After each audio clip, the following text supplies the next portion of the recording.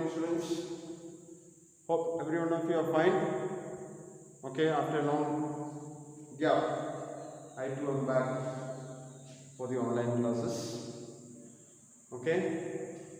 Now, if you remember well, before the lockdown started, we stopped with the present continuous tense. We were discussing about tense, and we had a class, introductory class, and then we had one class on simple present tense. Then again on present continuous tense, and in continuation with that, today we are going to see present perfect tense. Present perfect tense. That's what is the topic that we are going to see. Now, just to have a recap, okay, we saw simple present tense, okay, sentence structure, and then the negative sentence structure, the question sentence structure, the usages. Then we came into present continuous tense. We studied about the usages, the sentence structures, that is affirmative sentence structure, the negative sentence structure, and the question sentence structure. Okay. Now we are going to see about present perfect tense. Now, perfect means complete. The meaning of the perfect here is complete. That means present perfect means completed in the present.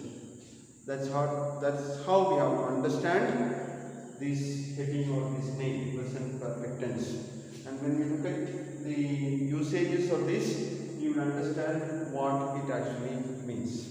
Okay. Now, let's look at the sentence structure. The statement sentence or the affirmative sentence or the assertive sentence in present perfect tense. The sentence structure is subject plus have or has. One of them, have is used when the subject is first person, second person, and third person plural. And has is used when the subject of the sentence is third person singular.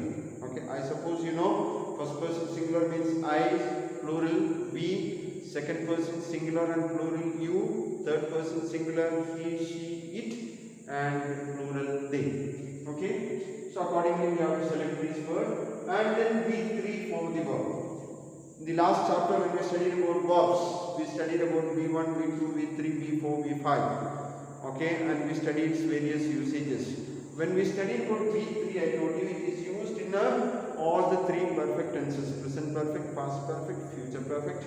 Another usage I told you about it was when we use in passive voice. Okay, so we have the V3 form of the verb or the past perfect form, past participle form, and then the object. Okay. For example, I have completed my homework. Okay, I have completed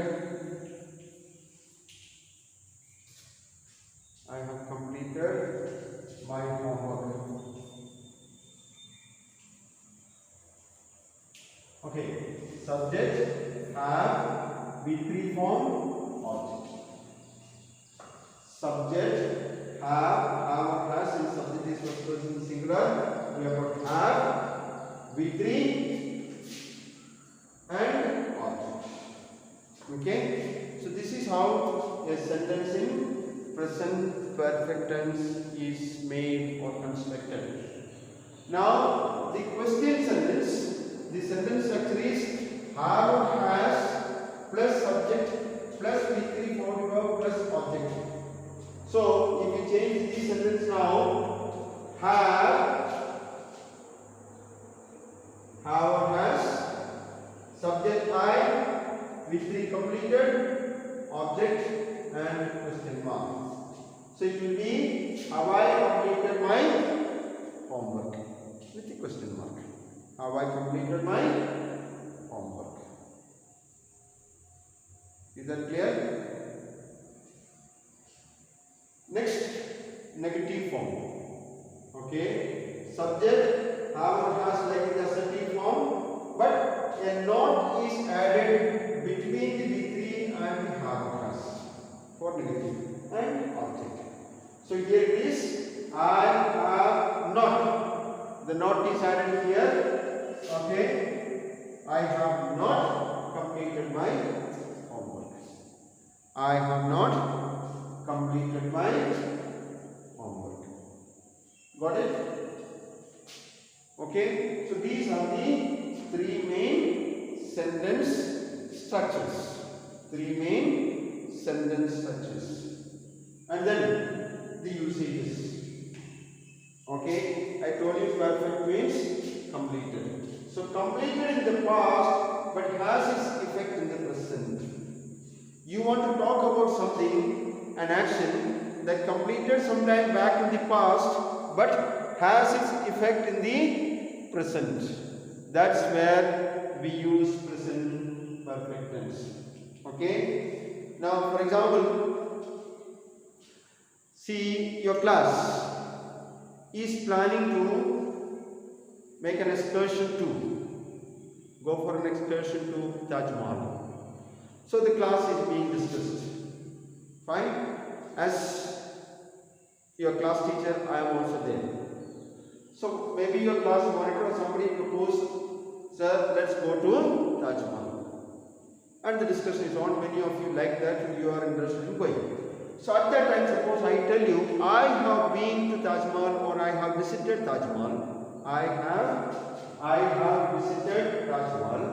When I say that, what actually I mean is that some years back, sometime back, I went there. I have gone there.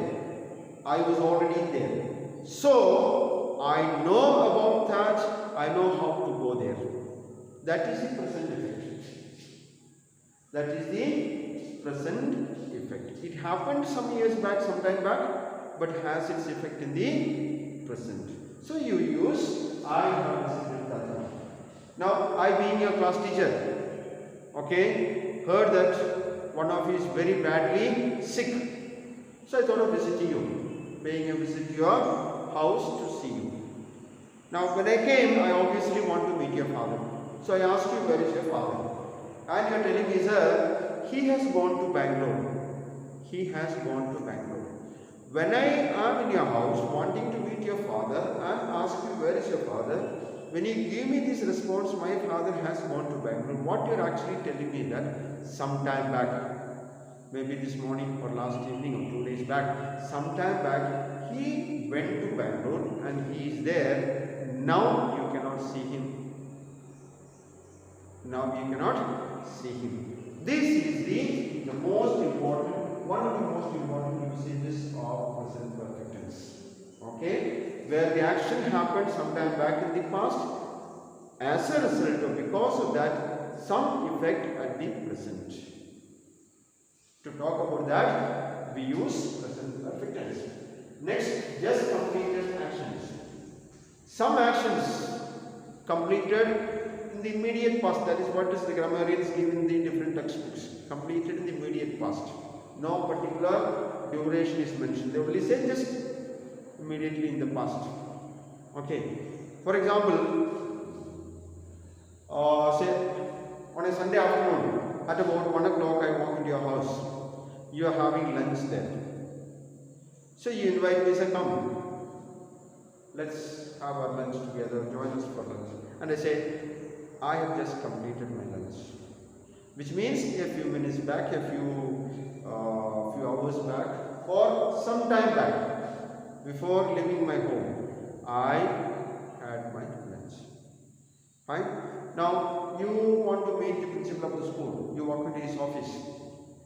As you reach there, the attendant there asks you, why, what happened, why you came? And you say that I want to meet the principal. And the attendant tells you that he has just gone out.